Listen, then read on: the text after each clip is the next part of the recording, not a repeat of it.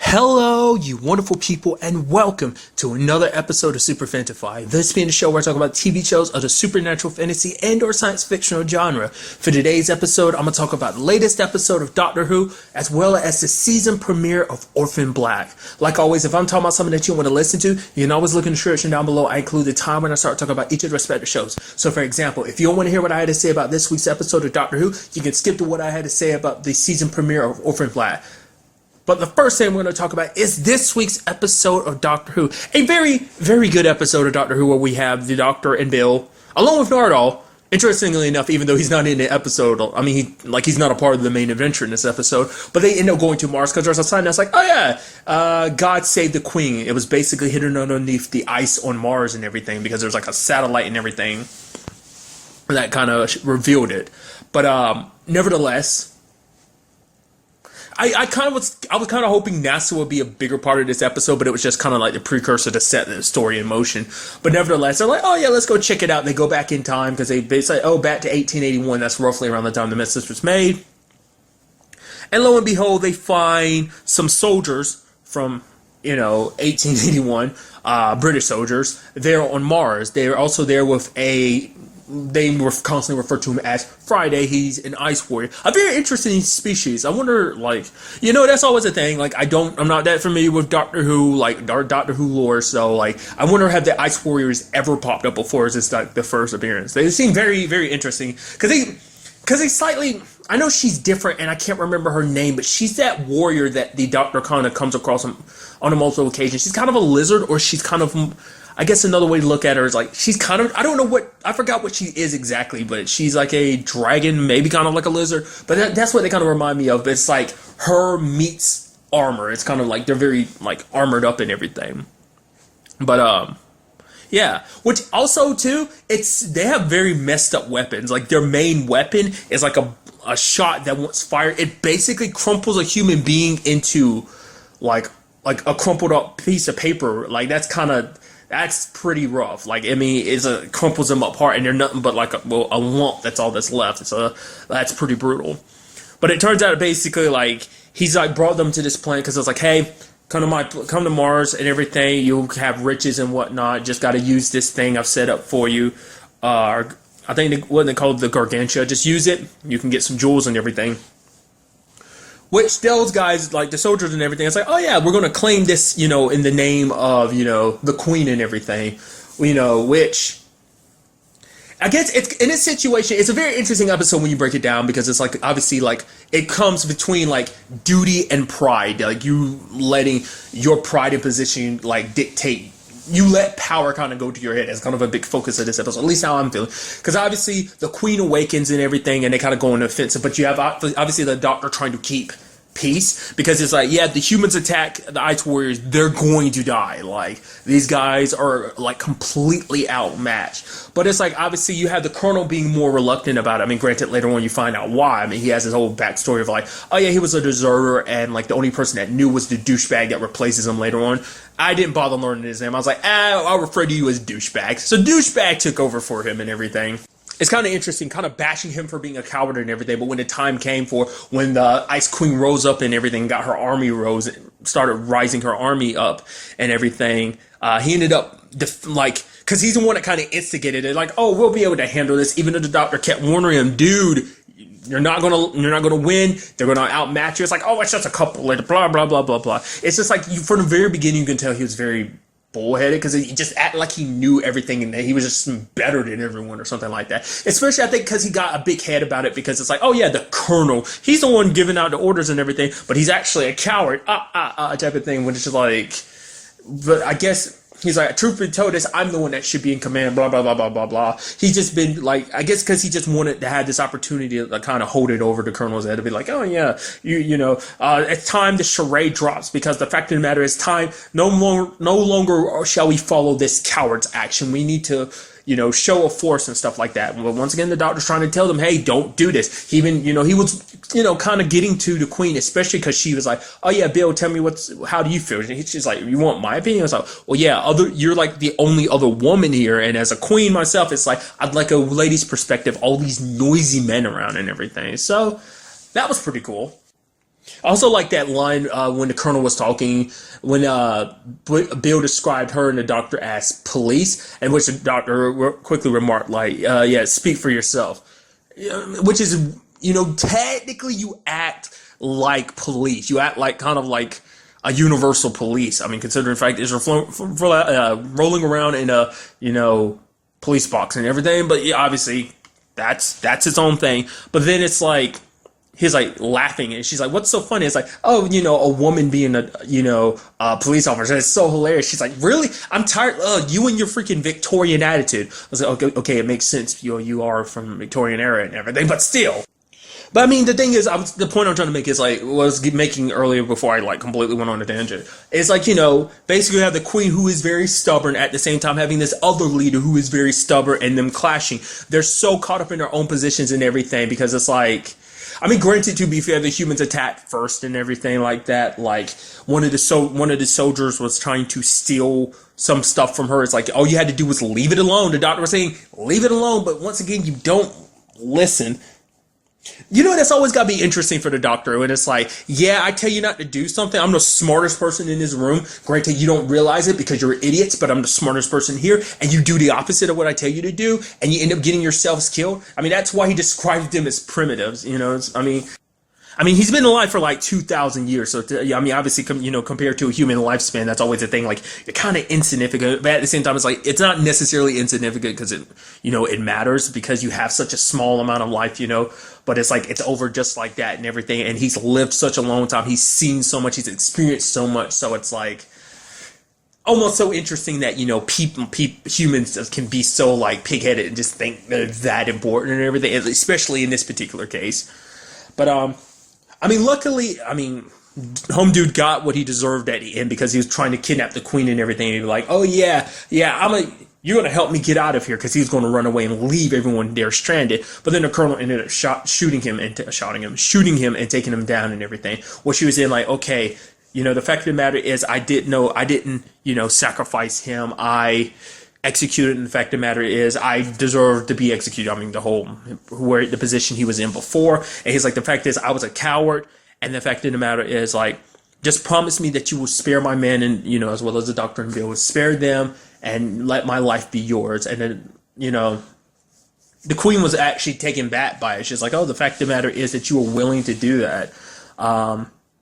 She's like, yeah, like the fact is a warrior, kind of, talking to that side of her, like seeing his courage was like, the fact is you were willing to do this for other people. The fact is that he was willing to give up his life for them. Just actually showed courage. Like the fact of the matter is, and she was like, you're not going to die here today. The fact of the matter is a true warrior's death is on the battlefield. So if you do want me to do this, then you'll consider joining my side, which is like, I wasn't expecting that. I was like, wow, I thought she was going to outright kill him and everything just as part of it. But she's like, no, if you're going to die, you're going to die a warrior's death on the battlefield. So I was like, that's pretty cool. Which even Bill's like, oh, so you knew this was going to happen. The doctor's like, I can't help but think like, he can't shut off that warrior side of his brain and everything like that. Which is like, you do kind of forget that fact of the matter is, the doctor was in a position where he was kind of a warrior at one point in time. I guess to be fair, he's always been a warrior, but it's like, especially, during a certain part of his life, he got mixed up in a war, at the centerfold of the war between the Time Lords and the Daleks. So having to make a very tough decision. But obviously we know where that all went out, but it's still like that situation where it's like that part of his brain kind of kicked in. Considering, that's what this is like, kind of. I keep talking in circles around. I apologize. It's like, the fact is that that's what this is all about. Like, a warrior's pride, courage, and stubbornness is kind of like the centerfold of the story. So, luckily everything worked out in the end. Granted, I didn't catch what happened to the rest of his men. The only one we saw left was the colonel. Now, I assume they found some way to like, hey, rest of you, go back to Earth and, resume your lives and everything. Which, for him, it's like, he's here now, which he's fine with it because he's like, he wishes, like, the fact of the matter is no one will kind of know what he did and everything. It's like, oh, no worries about it. Even if this is blocked by the ice, people will see this message, hence the message that kind of brought everything to happen full circle. So it's always interesting when that happens like that.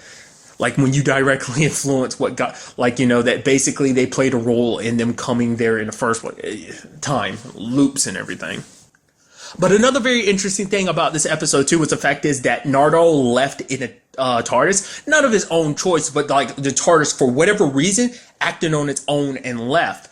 But, you know, Nardo tried to keep going, keep going back, but he couldn't. So he went to Missy for help. And Missy's like, oh, yeah, I'll help. But it'd probably be better if you just let me out here rather than me telling you. I'll show you firsthand. He's just like, oh, I shouldn't do this. But as we can see in the episode, he did it nonetheless. So, which I can only assume that was kind of the point. Whatever is coming, Missy needs to be a part of it. Because as you know, the TARDIS takes you not necessarily 100% of where you want to go, but a lot of times where you need to go. And it's like Missy was needed, or at least is going to be needed in the future. So it's like, that's what I'm assuming. You know, whether Missy has 100% changed or not, like, I've had my reservations about it. Like, Missy's had opportunities, you know, before, but she's kind of squandered those and kind of been evil. But this is like, hey, this is all about redemption, you know. The Doctor's not willing to give up in, you know, the person that was once his best friend. I mean, kind of still is. But, I'm very interested to see, like, more about, like, what that was about. I mean, for all I know, maybe someone else tampered with it. I don't think she's had an opportunity to tamper with it. Not unless there was some point far in the past where she was like, oh yeah, the Doctor's not around here. Well, here I am tampering with his machine and his little box and everything. So, not unless that or someone else put it in that position. Like, I don't know. It's just interesting turn of events. I'm very interested to see where Missy's story takes us this season. Like, now, obviously, the Doctor wants to take her back in everything, but she's almost like, oh, you almost see the look in her eyes, like, almost sad. It's like, I guess, like, in her eyes, it's almost like, oh, shouldn't we kind of go on an adventure first, Doctor? Which is like, I don't know, because I'm, like I said, it's very pessimistic of me, but I'm just waiting for her to, like, stab you in the back at some point in time. Just because that's kind of, like, Missy's nature. It's like, you want to give her the benefit of the doubt, but it's like, once again, I'm pretty sure I said it last episode, it's like, everything she's done, like, as Missy, as well as a master, it's like, you can frown upon that, you know? So, but like I said, this is all about second chances. So, I mean, technically, I'd argue this is like a third, fourth chance. I mean, granted, I'm just very interested to see what these new developments mean going forward. Also, like, just kind of a side note for the episode, I'm very curious to see what happens with the, Ice Warriors going forward. Like, will we be seeing them? I'm sure we're going to see them at some point in the future. I mean, like, whether or not that's going to be like this season or not, who knows? But at some point, that's probably going to come back and play a role in it or not. So, like I said, we'll just kind of have to wait and see what goes down in the next episode, as well as the rest of the season. So. And now moving on to the season premiere of Orphan Black, a very, very good episode with a lot of stuff that kind of went down. So obviously just going to break things down. I mean, first of all, got comment. I don't know if I brought, well, I mean, it's so interesting to me that, like, you know, I just went back and rewatched the entire series up to now. And it's so interesting that every season picks up, like, right after the previous season. This season being no different. Like, we're picking up right where season 4 left off. I think the only season that kind of didn't do that was like 3 to 4, because I think there was like a 3-month period in between there. But nevertheless, a lot of stuff was kind of brought up in this episode. For one, we found out about the village, the place. It's known as Revival. Obviously, it's like a group of people who've gathered. It's like the way they put it is the heart of Neolution. That basically this is where everyone has come together. That basically this is all about longevity, because it was all about making the perfect human being. And now in retrospect, you know, looking at Westmoreland's situation of being however old, I mean, the way they say 170, but being as old as he is, it's like, that makes sense. But that's also the thing, it's like, when you break it down, it's like, what's humanity's biggest flaw? We die. We don't live forever. We have, and you know, in certain aspects, it's like, oh, we have very short lifespans, as most people say. Because it's a situation where it's like, oh, if we had short lifespans, if you look at a man like Westmoreland, it's like, if he had died, we would have lost all the genius that was him. There's that type of mentality. That's why, like, super smart people are always looking for a way to extend their life and everything. So that's what this is all about. And not just for them, it's for everyone. They're getting a whole bunch of sick people sent to the island and stuff like that, sick kids and everything. And that's what the Leda Project was all about too. All of this has been for the purposes of extending human life, like he has, which is like, how did he do it? I mean, they kept referencing like a fountain. It's like, oh, we will be the first ones to taste the fountain. So I can only assume like a more metaphorical fountain of youth. I don't think it will literally be a fountain, Who knows? Maybe it will be, but I think it's just going to be science-wise, it's a metaphorical fountain of youth. But then again, it's like, how did Westmoreland get there? It's like, because the thing is, how did he get to where he is if he's still trying to perfect longevity? Is it a situation where his longevity is very limited, that he's running out of time? The reason why he's trying to escalate things the way he has been?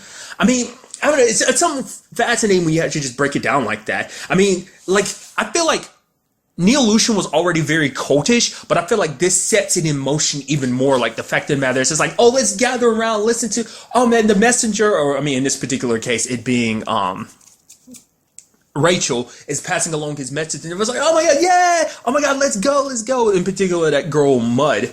I don't know. She kind of gives Cosima the willies. You kind of see that too. It's just like, okay. Just kind of like the way she acts and everything. It's just, I guess, when you grew up in that world, this is all there is for you. And since I was bringing up Rachel, she's very different this season compared to every other season, because she's always been trying to get control and everything, but I guess it's because she actually sat down and talked to Westmoreland, which we still didn't even get to see his face this episode. But I guess because of that, she's very different before. She's very calm, because I guess for now, she's no longer trying to prove herself. She's basically her entire life, she's kind of been trying to prove how great she is. She's always thought she was better than everyone, but it seems like she's kind of let that ego go, and she's just kind of it's like I keep referring to them, almost like a cult. It's like she's finally drank the Kool-Aid. It seems like I can't, because before it was all about power for her. Oh yeah, I'll be in a position, I'll kind of bring Neolution to what it was meant to be. This is why I was born, to bring Neolution to where it is now. So I chalk that up to now she's kind of found, it's I found the light type of situation, because she's very calm. She's even bringing in Cosima. Why do I say Cosima's name like that? Weird. But her and Sarah, because sadly Sarah got caught at the end of the episode, but it's oh yeah, it's a brand new day, and it's Cosima, come on, I want you to, Westmoreland wants you to be a part of this and everything. It's where is this all going? Because the thing too is, Cosima was I'm going to stay here. Sarah's what are you talking about? Let's get the hell out of it. But Cosima's no, I need to stay here, because it's this will help us in the long run. It's I'm not quite understanding why. Cosima, obviously there's things going on here, especially because Neolution is your biggest problem, because as long as Neolution is around, there will never be any escaping for the leaders. They'll always be targeted. That definitely plays a part in this episode. Since I'm bringing it up, freaking Art getting a new partner, that's Maddie. To me, initially, I thought, I was oh man, he's got a new partner. Oh man, this is going to complicate things. This means that he won't be able to help out Sarah and the others as frequently, because he'll have to be dodging his partner and everything, and not letting her know what's up and stuff like that. That quickly disappeared from my head when it was reveal, oh, never mind, she's Neolution. It's of course she would be. But then that still kind of applies, because now Art's going to have to work hard to avoid her, because it's she's going to be sticking to him like glue, especially because he has such close ties to the leaders. Of course they're going to try and do everything they possibly can to capture them all, because it seems like that's the main focus. Obviously they took Allison, which Donnie ran away. I thought that was oh man,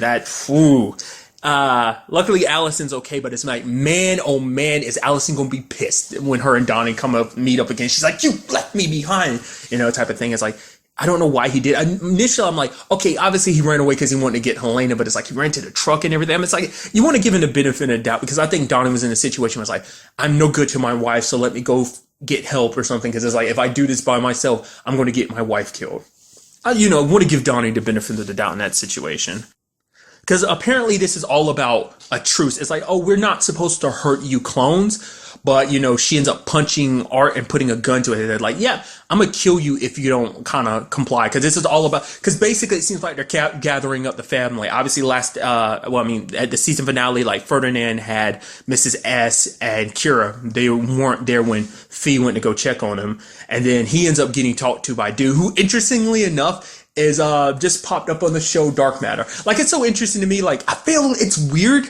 I feel I reckon, it applies in TV shows too, but I feel it happens a lot, US based, TV shows, but I feel it happens a lot more with, Canadian TV shows, at least, the handful that I've watched, I constantly recognize actors. It's literally, I just saw the actor who plays Art, on Winona Earp yesterday. Technically 2 days ago at the time of me recording this. I really don't even need to be. I do that a lot of times. It kind of like the words coming out of my mouth before I really thought. It's like that's not information you really care about. But nevertheless, it's like the actor, the dude that came and got Fee in this episode, that was it just popped up. He's like a new character on Dark Matter. So I just think that's kind of interesting, and just I know it just was there in my head. So. But this is all about a truce because it's like, oh, we'll work together to get this whole longevity situation going. It's like, oh, we don't, because, I mean, as we know, like, everything was set up last season to be like, hey, the leader is going to play a part in this. Like, we make more clones and we all implant them with these the maggot robots. You know, this is how we really get to study it, because by mass producing clones, we can all implant them with that, so we'll get a better sense of it, and no more coddling them or, you know, having monitors. It's like, nope, we'll watch them and do it. Obviously, you know, obviously last season we found like how far Rachel was willing to go, and that kind of reiterates it to me more, like how she's not necessarily herself. So kind of feel like, you know, kind of using it in a cult sense. It's kind of like she's finally, like I said, she's found the light. She's kind of drinking the Kool-Aid a little bit. But, I mean, we'll really have to wait to see how that whole situation turns about. Also, Delphine's being sent off. She got the cure for Cosima, like the little bit that Cosima was able to sneak away with.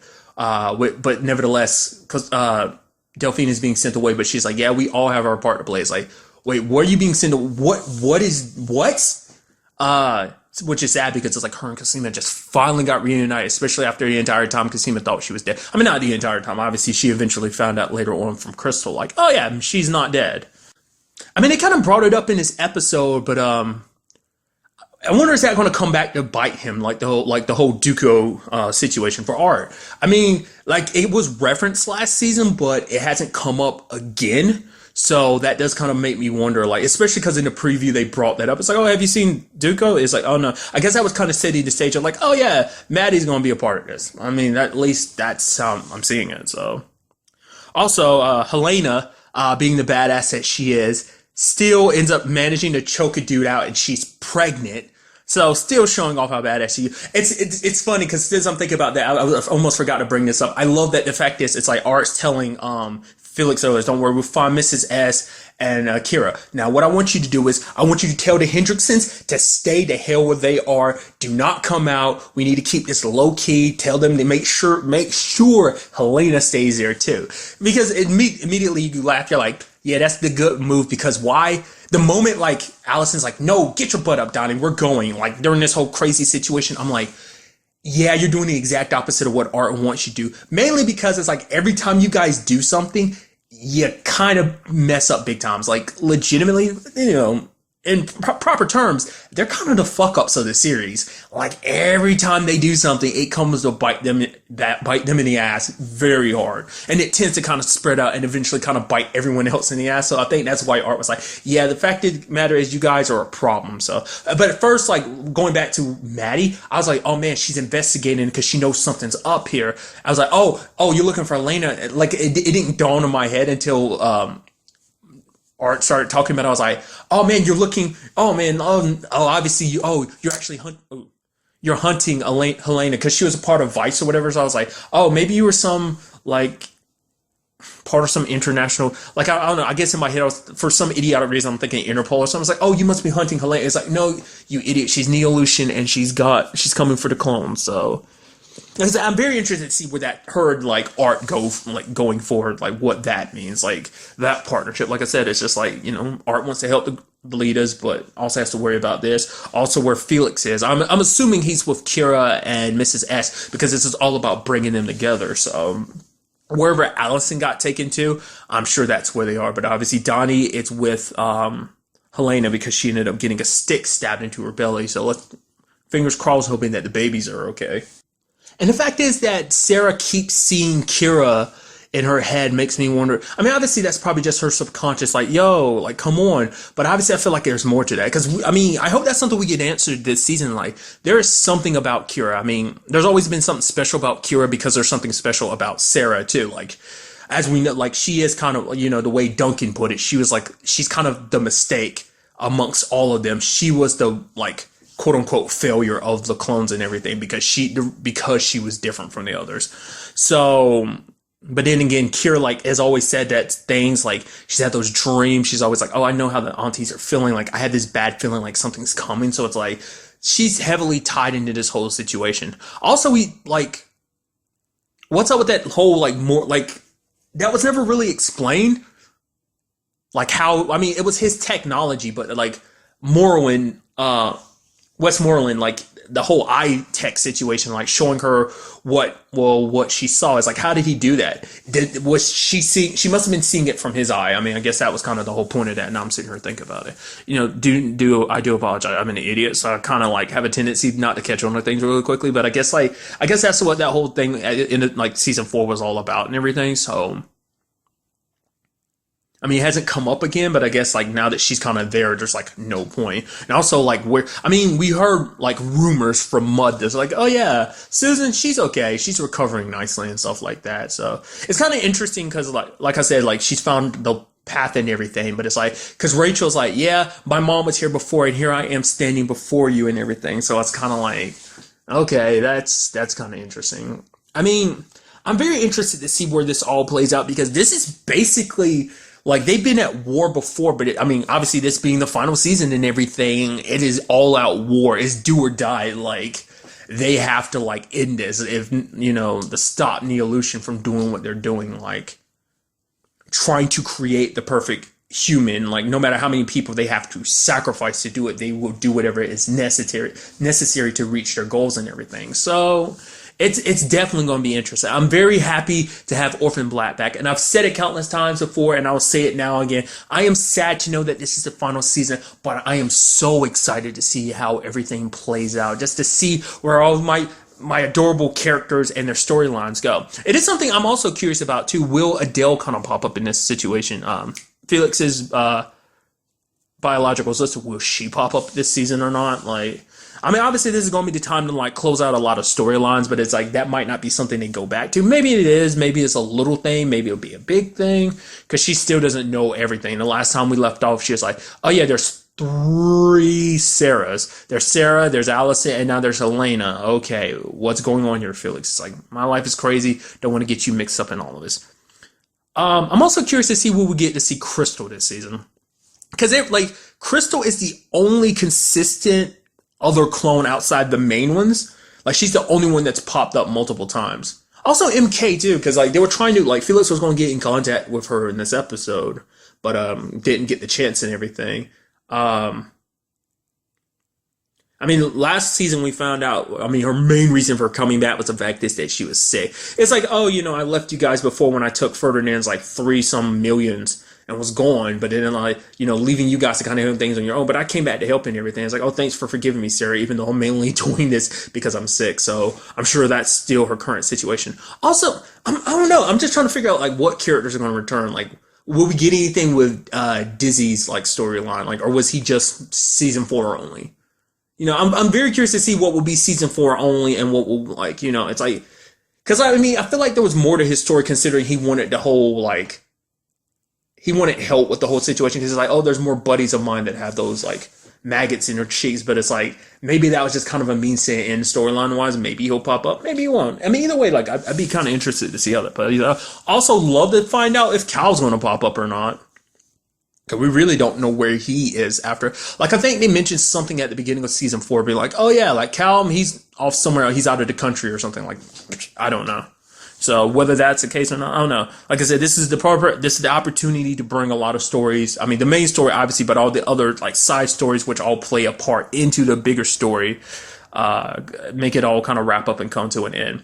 I'm very interested, like, because I'm actually curious to see how this will play out because I get the feeling that this might be the type of series where it's like, yo, when it's all said and done, at the very end, when it's all done, I'm sorry for reiterating myself, which is like, you do that all the time, so it's like nothing's new there. But clones it'll be out like, yo, we're clones, we're out there. If you're a clone like us, if you're a leader, and also what does that mean for the casters? Because the whole thing is about curing the leaders, but they were like last season, they were like, yeah, F the casters. I mean, the only casters we're familiar with now are Ira and Marcus, possibly somewhere off of Gracie, if he isn't already dead. So Which also, like, Felix had to be like, yo, are you still loyal to Rachel? She left you behind. I mean, he doesn't know about the fact is that she did stab Susan. I mean, there was an intimate thing there, but it's like, you know, I guess, I mean, I'm sure, like, because the only people that know about Susan being stabbed are those on the island, so. Like I said, we'll just, like, you know, just throwing all this stuff out, just kind of putting it out there. We'll just kind of really have to see what this final season has in store with us, starting with the next episode, so. But really, that's all I want to talk about this episode. Till the next time we meet, be happy, be safe, live life to the fullest, and enjoy it. Good day, and goodbye.